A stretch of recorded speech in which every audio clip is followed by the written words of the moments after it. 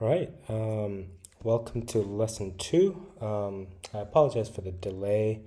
There's just some unexpected things that came up, but there's gonna be a little bit of a change to the rest of the week. So please stay tuned. I'll explain some of that in a few minutes.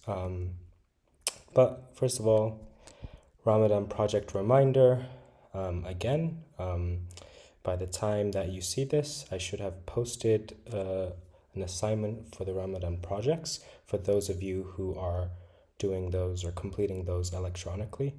Again, those are due once you return, and it'll be due on Saturday. And those of you who did it physically, you'll hand it in at the beginning of class on Saturday. And also, just a quick comment I wanted to make.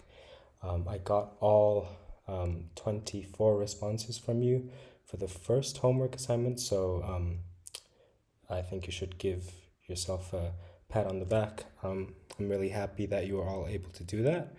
It means a lot, especially because it can often be difficult to coordinate online. So yeah, props to you guys. Good job. And then the schedule for the rest of the week, here it is. So Wednesday is today. Video lesson number 2 is a pre-introduction to magical realism. Here is where things are gonna be slightly different. Since there's only 2 days and I didn't post a lesson yesterday, this video lesson you're looking at right now is gonna be the last video lesson of the week. So this is it, right? But there are still going to be 2 more assignments, but they're very short, so you don't have to be worried. Homework assignment number 2 and number 3, they're both posted now on Google Classroom. So these will be due tomorrow, Thursday at 4 p.m. So you'll have well over 24 hours to work on them, and that should be very manageable to do because it's not long. And it's mostly self-explanatory stuff. In fact, some of it will be again the same vocabulary practice, and the other part will just be a review for pretty much what we're going to cover in this lesson. So it'll just be a review, and it'll be the same questions that I present in this video lesson, which you'll have the opportunity in the homework assignment to write down, right? Type up so that I can see your thought process.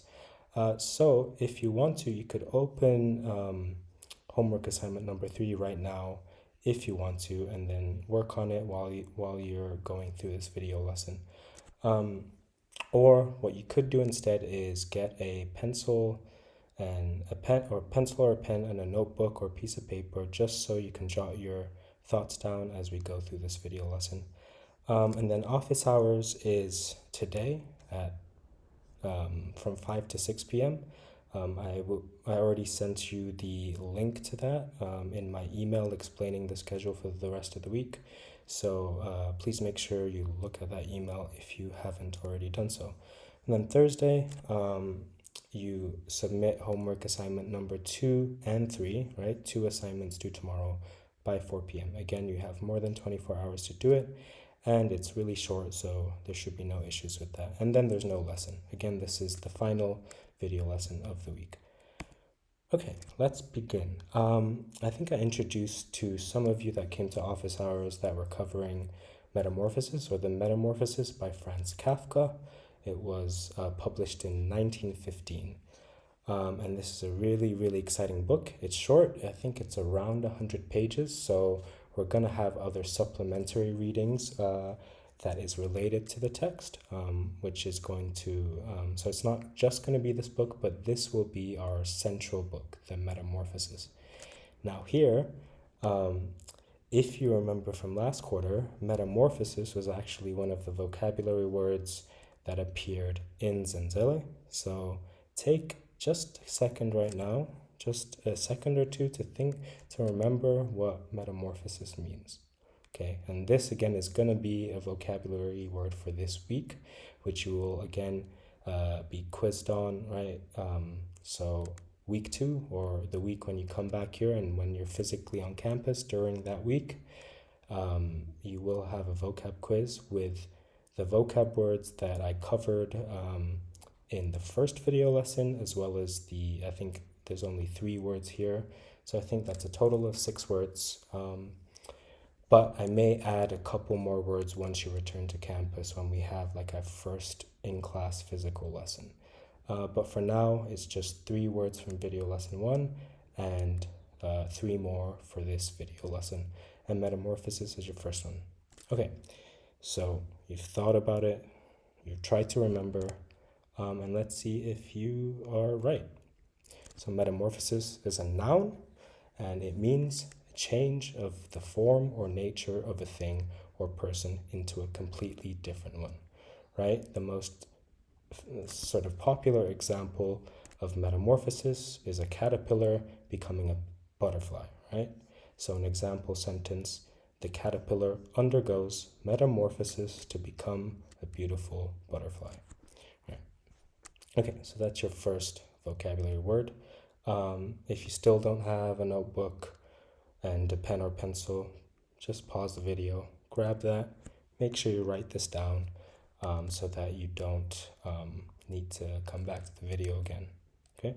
Again, I'm not providing a list, and that's because I want you to be engaging with this video. Okay. All right.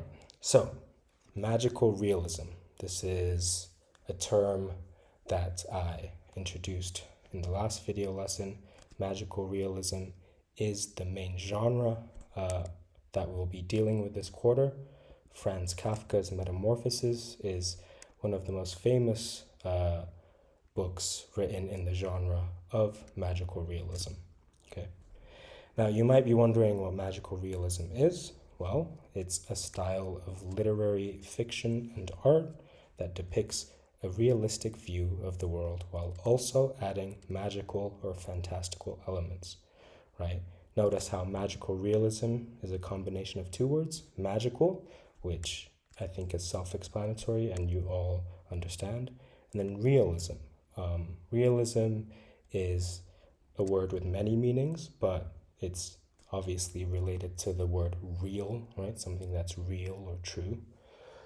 And so here I'll introduce 2 more vocabulary words. So the last 2 for this video lesson. The first one is realism, and the second one is fantastical, right? So first, realism. Realism is a noun. It means the tendency or kind of like the habit to view or represent things as they really are. So sort of seeing the world or your experiences as they really are.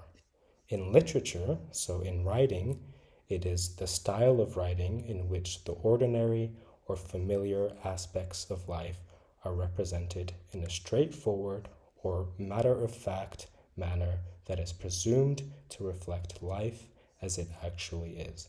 So it's the style of writing in literature that attempts to sort of represent life in a realistic way, right?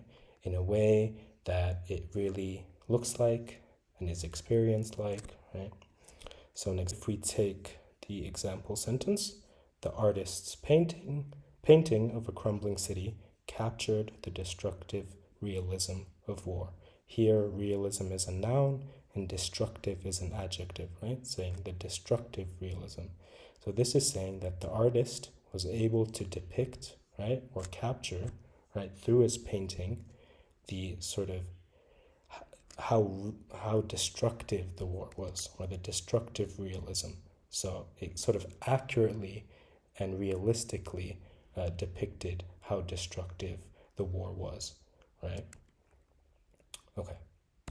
Now the second word is fantastical, right? If you already noticed, it might relate to the words fantastic or the word fantasy, right? Like you think of a fantasy novel, which has a lot of surreal or imaginary elements, right? And you should notice that fantastical and realism are sort of opposite, right? Something real that, realism depicts something that is real. Fantastical is something that is like a fantasy, right? Fictional. Okay, so fantastical is an adjective. It means strange and wonderful, like something out of a story, right? Something out of a story instead of something out of real life, right? So strange, second definition, is so strange or extreme that it does not seem to be true. And then the example sentence, the video game's fantastical world was full of magical forests, flying dragons, and enchanted castles, allowing players to escape reality and immerse themselves in an exciting and mystical adventure. You see here a few ways in which the video game has a fantastical world, right? It not only has things like magical forests, dragons that aren't real, right? Enchanted castles, like magical castles, and it also allows the players to escape reality, right? Because it's fantastical, it's escaping reality. So it's again the opposite of realism, which depicts life or something like the real world, right? So then let's return to magical realism now that you understand the words realism and fantastical. So here you should notice again magical and realism, right? The two words are kind of opposed. It's kind of ironic, right? A style of literary fiction and art that depicts a realistic view of the world while also adding magical or fantastical elements. So here there's two parts to magical realism. There's a realistic part of it. It depicts a realistic view of the world, but also there's magical and fantastical elements or parts in how the story is told or in how a painting is depicted, right? Okay. Yeah, realism, fantastical. Now here, I briefly mentioned this, but notice how magical realism has sort of two words that are combined, right? Magical, the magical, and the real, right? Again, these are opposed. So here, I want you to consider this question. How might these two words be related? How might the words magical and real be related? Or how might they be different, right? So I want you to think about these two questions. Pause this video, just write for, a minute or two. Think about this question and write what comes to mind. It doesn't need to be difficult. Just think about what comes to mind. So pause, and then we can continue. Okay, so let's move on. One way in which you might have thought about the relationship between magical and real is that often, fictional things, even though they might not be literally or physically true, it might depict some sort of human truth, right? But we'll move on to more of this in a second. The second question I want you to consider in relation to these two words, magical and real, is what might it mean for something to be both magical and real? So it's a similar question to the one before, but again here, it's a slightly different question, right? So I want you again to pause this video and then write down some of your thoughts in response to this question. What might it mean for something to be both magical and real, right? Or another way to put it, how can something that's magical be real? Okay, good. Here, I don't want to provide an answer because I don't think there's any sort of right answer per se, right? But I also want us to come together as a class and discuss it in person. So here, you should have written something, right? If not, if you haven't done so yet, again, pause it, write your thoughts. Okay, let's move on. Here I wanted to show you some paintings. I have two that I'll show you.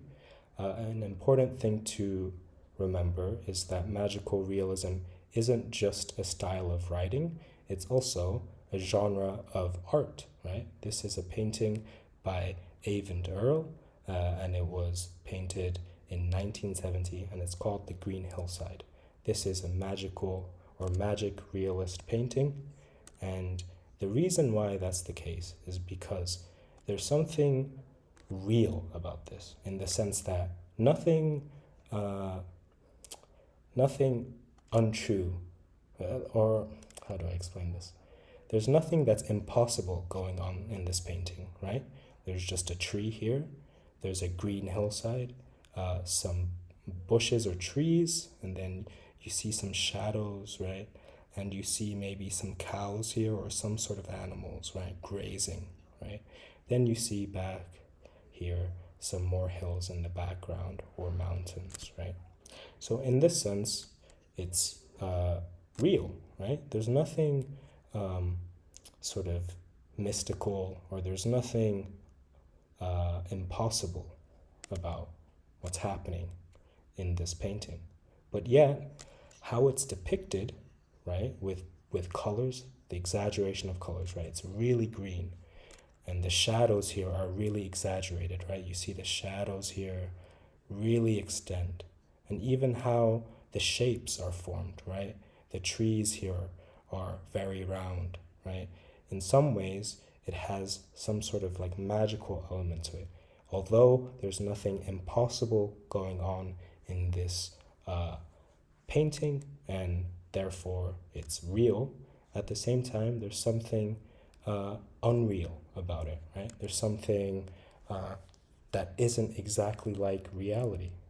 Imagine yourself like this was real life, standing in front of a tree, looking at the green hillside beyond that tree. It wouldn't look like this, right? It would look very different. The shapes and colors would look different. So that's one way in which it might help to think about magical realism. But also, it's important to see how magical realism was a movement not just in writing and literature, but in art and painting, right? This is a second painting by Avon Durrell again, also painted in 1970, but this is called Grazing in Peace, right? You think of a big farm, right? Grazing is what cows do when they, eat grass. You see the goats here in Abarso when you go hiking, right? You see the goats graze, right? They're eating grass. That's what the cows are doing. You see a fence here, right? Extending all across this hill. You see some trees, right? And you see all these little groups of cows. And then the sky up here. Again, there's nothing, strictly impossible or unrealistic about this painting. Everything seems to be possible, right? There's not like any dragons.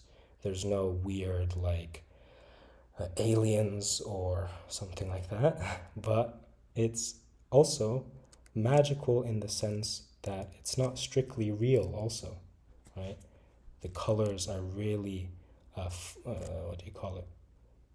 Kind of, there's a strong contrast between this yellow here and the blue, right? And the shapes are simplified, right? The hill is just like this smooth line. Again, the trees are very round. And look at these cows, right? They're very sort of almost rectangular, right? And in that sense, it's not fully real. It's not a totally realistic depiction of what a farm with grazing cows would look like, right? And that's the magical element in this. Okay. So let's take a step back, right? We've talked about magical realism. We've also talked about the two ideas, magical and real, and how those two ideas might be related, right? But if you think about it, there's a more general sort of question we can ask, which is the two ideas or words, truth and fiction, right? When you think about fictional books, what's the difference between fiction and nonfiction? Well, nonfiction books are books that, depict things that actually happened. So like a historical book that reports history would be nonfiction. So the things you learn in, let's say, Ridge's class would be nonfiction, right? And fiction would be stuff including, the different anime you watch, Zanzele is a kind of fiction, even though it's set in a realistic and historical setting, right? So when you think about fiction, there's a sense in which, again, it's opposed to this idea of truth, right? Truth depicts reality. But first, let's consider what these two words really mean, right? We use them all the time. What is the truth? Speak the truth, right? You should be truthful, right? That is true, that is wrong. But what does it really mean for something to be true? What is truth, right? Again, here, I want you to get your notebook out, your pen or pencil, right? And write down some thoughts. What is truth? And here, the second question, what is fiction, right? What does it mean for something to be a fiction, right? Okay, so pause, write some of your thoughts down, and we'll continue. Okay, great. Now, let's take it a step further, right? While still taking this more general sort of perspective, right? We're not talking about the magical and real, we're still talking about truth and fiction, something much more general, right? So the question I want you to consider, which is going to be really important when we're reading the Metamorphosis or any sort of magical realism writing, is this question: can fiction reveal truth, right? And then the second question, which is highly related, in what ways can fiction reveal truth, right? What does it mean for a fictional writing or novel to be truth or to be truthful, right? What does it mean for something in some fictional writing to have truth, right? What does that mean? So again, here, consider these two questions. Can fiction reveal truth? And then if so, in what ways can fiction reveal truth? Pause here, think about these questions, and write some thoughts down in your notebook or piece of paper. Again, this exercise of writing is going to help because your homework is going to be directly responding to these questions. So the more you think about it now, the more your homework assignment is going to be easy. Okay, so go ahead and write.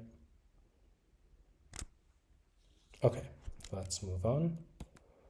So here, recap, that is all for today. And just as a recap, in this lesson, we have discussed what magical realism is, or at least introduced to you what magical realism is. Of course, we'll go much more in depth as a class because it's a rather complicated concept, and it's going to get, I think as a class, we're going to have to get used to this concept, right? And then we've also discussed how magical realism is both magical and real. Again, we'll discuss this as a class and share our thoughts once you return to campus. And then third, we discussed the ideas of truth and fiction and how fiction can reveal truth. So these three ideas, or these three things we did, is really going to set the tone and be the foundation of this quarter and the book, The Metamorphosis. Okay, so that's it for today. Your first homework assignment, which is homework assignment number 2, is going to be just practice on the 3 vocab words, which are metamorphosis, magical realism, and metamorphosis, realism, and fantastical. So again, it's going to be the same exact sort of questions that you were asked in the first homework assignment, but only that. So the second homework assignment number 2 is literally just working or practicing your vocab. Your second homework assignment is going to be just writing or typing out your responses to the questions we just went through. How might these two words be related, or how might they be different, magical and real? What it might mean for something to be both magical and real, and can fiction reveal truth? In what ways can fiction reveal truth? So again, the homework assignments aren't long. They will be due tomorrow. Thursday at 4 p.m.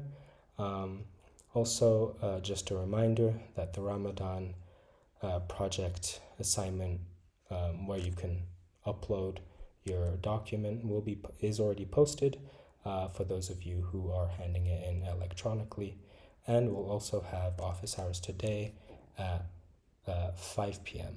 and I've sent out an email with the link. So good luck. Good luck with the homework assignments, and I'll see you hopefully at office hours. If not, I'll see you in person on Friday or Saturday. So yeah, have a good rest of the online week.